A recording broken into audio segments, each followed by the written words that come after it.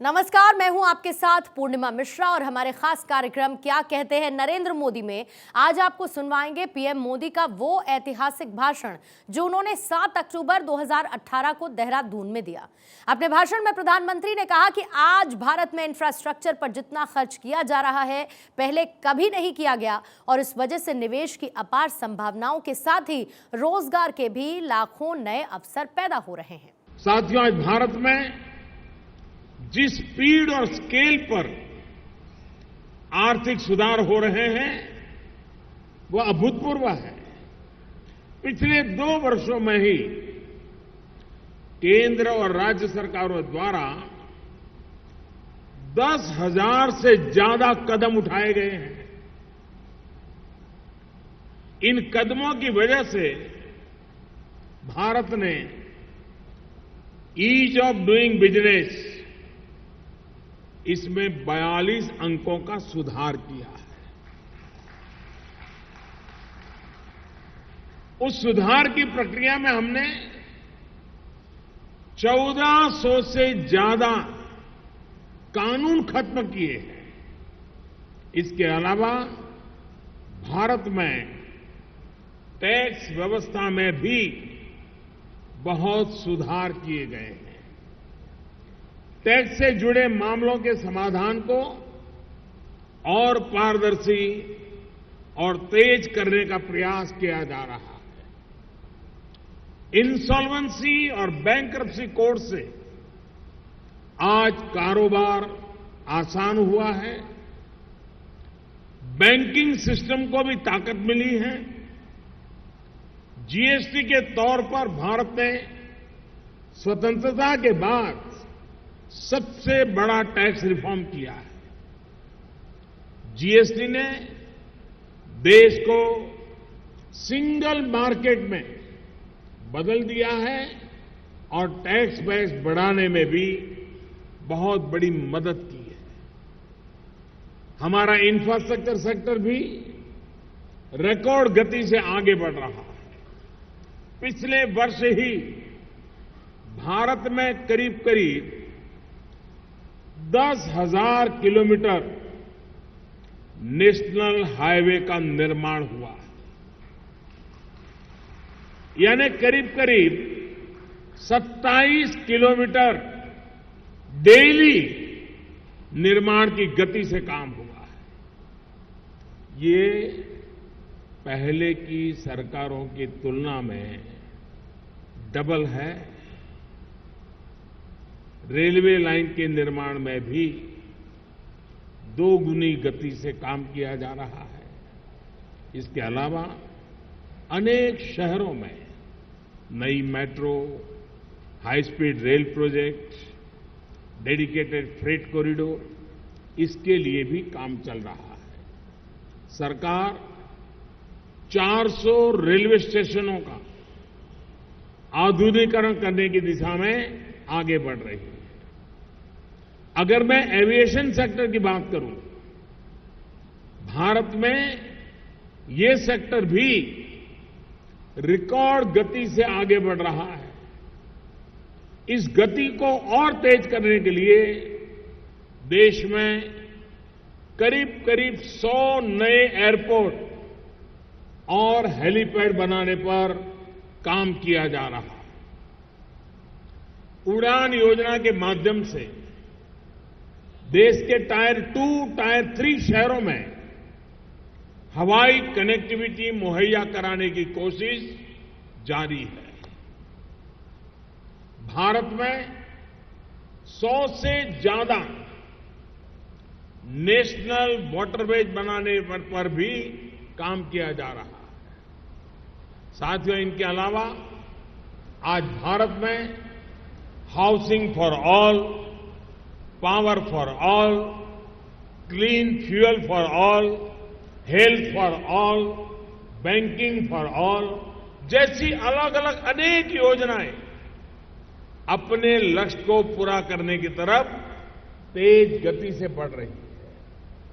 यानी कुल मिलाकर देखें तो आज ये कहा जा सकता है कि चौतरफा परिवर्तन के इस दौर में आपके लिए, देश विदेश के निवेशकों के लिए भारत में सर्वोत्तम माहौल बना हुआ है। अभी हाल ही में शुरू की गई आयुष्मान भारत योजना की वजह से भी भारत में मेडिकल सेक्टर में निवेश की बहुत बड़ी संभावना बढ़ी है। इसकी वजह से आने वाले दिनों में टायर 2, टायर 3 शहरों में नए अस्पताल बनेंगे, मेडिकल कॉलेजेस बनेंगी, paramedical human resource development institutions बनेगी, पैरामेडिकल इंफ्रास्ट्रक्चर मजबूत होगा।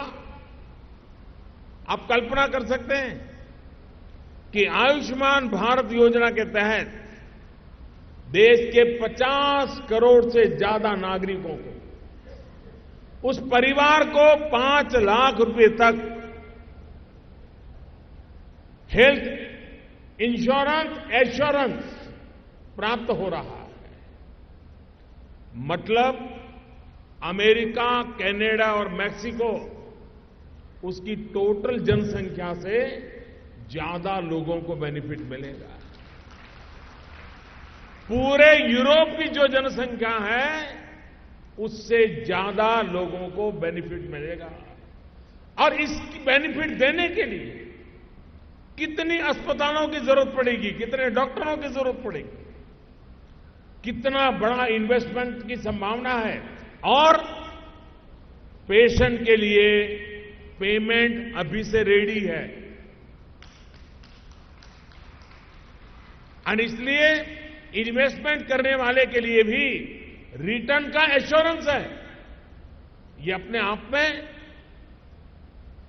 हेल्थ सेक्टर में भारत में पूंजी निवेश का एक बड़ा अवसर आया है, जो टायर 2, टायर 3 सिटी में उत्तम स्तर के अस्पताल बनाने की संभावना बनाता है।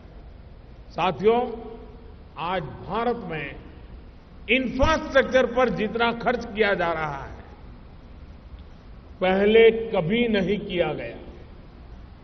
इस वजह से निवेश की अपार संभावनाओं के साथ ही रोजगार के भी लाखों नए अवसर बन रहे हैं। पोटेंशियल पॉलिसी और परफॉर्मेंस, यही प्रोग्रेस का सूत्र है। न्यू इंडिया इन्वेस्टमेंट का बेहतरीन डेस्टिनेशन है और डेस्टिनेशन उत्तराखंड इस फहरिस्त का एक चमकता हुआ हिस्सा है। उत्तराखंड देश के उन राज्यों में है जो न्यू इंडिया हमारे डेमोग्राफिक डिविडेंड को रिप्रेजेंट करते हैं। आज का उत्तराखंड युवा है, आकांक्षाओं से भरा है, ऊर्जा से ओतप्रोत है। यहां मौजूद असीम संभावनाओं को अवसर में बदलने के लिए त्रिवेंद्र रावत की सरकार, मैं समझता हूं, भरसक प्रयास कर रही है। डेस्टिनेशन उत्तराखंड का ये मंच इन्हीं प्रयासों की अभिव्यक्ति है। अब महत्वपूर्ण ये है कि इस मंच पर जो बातें हुई हैं, जो विश्वास प्रकट किया गया है, जो उत्साह प्रकट किया गया है, वो जल्द ही जल्द जमीन पर उतरे, जिससे उत्तराखंड के युवा साथियों को अधिक से अधिक रोजगार मिले। साथियों, श्रद्धेय अटल बिहारी वाजपेयी जी ने जब उत्तराखंड बनाने का फैसला लिया था तब स्थितियां बहुत मुश्किल थी। राजनीतिक अस्थिरता के साथ साथ बेहतर भविष्य के लिए पहाड़ जितनी चुनौतियां भी हमारे सामने थी। लेकिन आज उत्तराखंड विकास की पटरी पर तेज गति से दौड़ रहा है। बीते 4 वर्षों में micro, small and medium enterprises यानी एमएसएमई, उसको बढ़ावा देने के लिए, उनको सशक्त करने के लिए अनेक कदम उठाए गए हैं। ज्यादा से ज्यादा लघु उद्योगों को higher credit, support capital, interest subsidy, lower tax और इनोवेशन पर ध्यान दिया जा रहा है। हाल में सरकार ने फैसला लिया है, अब एमएसएमई के लिए 1 करोड़ रुपए तक का ऋण बहुत ही कम समय में स्वीकृत हो जाएगा। उत्तराखंड में किसी भी प्रोजेक्ट की क्लियरेंस को लेकर निवेशक को सरकारी दफ्तरों के चक्कर न काटने पड़े, इसके लिए अनेक व्यवस्थाओं को ऑनलाइन किया गया है। परिवेश, इस परिवेश नाम से ऑनलाइन फॉरेस्ट क्लियरेंस के लिए एक पोर्टल काम कर रहा है, जिससे प्रक्रिया आसान तो हुई है, तेज भी हुई है। बीते 4 वर्षों के दौरान उत्तराखंड में कनेक्टिविटी बढ़ाने के लिए अनेक प्रयास किए गए हैं। हाईवे, रेलवे, एयरवे, हर प्रकार से उत्तराखंड को कनेक्ट किया जा रहा है। गांव-गांव में पक्की सड़कें पहुंच रही हैं। इतना ही नहीं, 4 धाम, ऑल वेदर रोड और ऋषिकेश कर्णप्रयाग रेल लाइन का काम तीव्र गति से चल रहा है। साथियों, बेहतर कनेक्टिविटी का सबसे बड़ा लाभ यहां के टूरिज्म सेक्टर को मिलने जा रहा है।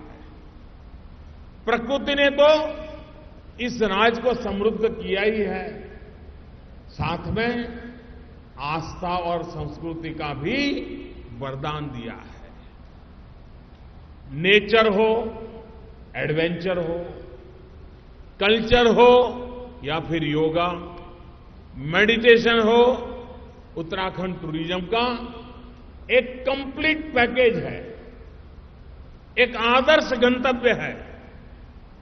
अब तो उत्तराखंड सरकार ने अलग टूरिज्म पॉलिसी बनाकर पर्यटन को इंडस्ट्री का स्टेटस दे दिया है, उद्योग का दर्जा दे दिया है।